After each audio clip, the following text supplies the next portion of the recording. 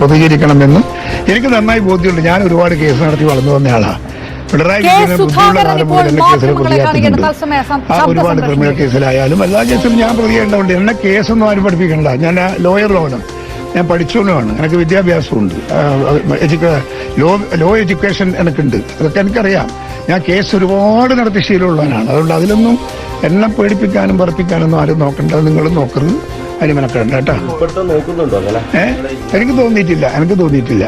അതായത് ചോദ്യം ചെയ്യാൻ വിളിപ്പിച്ചാലേ കേസ് പോവോ? എന്ത് കേസ് പോകുന്നു? കേസ് ഇതിന് പോവോ?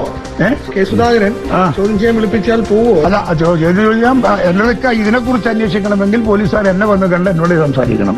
അതിനകത്ത് വന്നിട്ട് ഭാഗികമായി എന്തെങ്കിലും വിഷയങ്ങൾ ഉണ്ട് എന്ന് എനിക്ക് ബോധ്യപ്പെട്ടാൽ ഏത് പോലീസ് സ്റ്റേഷനിലും ഞാൻ പോകും.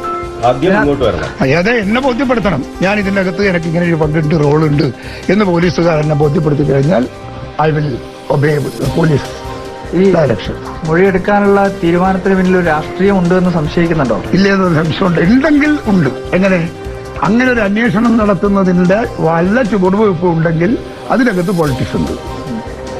മറ്റു മനസ്സാ വാചാ കർമ്മണ ഞാനുമായി ബന്ധമില്ലാത്തൊരു വിഷയത്തിൽ എന്നെ വയനാട് NM വിജയന്റെ ആത്മഹത്യയുമായി ബന്ധപ്പെട്ട് കത്തുകൾ അയച്ച കാര്യത്തിൽ കെ സുധാകരനെ ചോദ്യം ചെയ്യുന്നതുമായി ബന്ധപ്പെട്ട് കെ സുധാകരന്റെ പ്രതികരണമായിരുന്നു.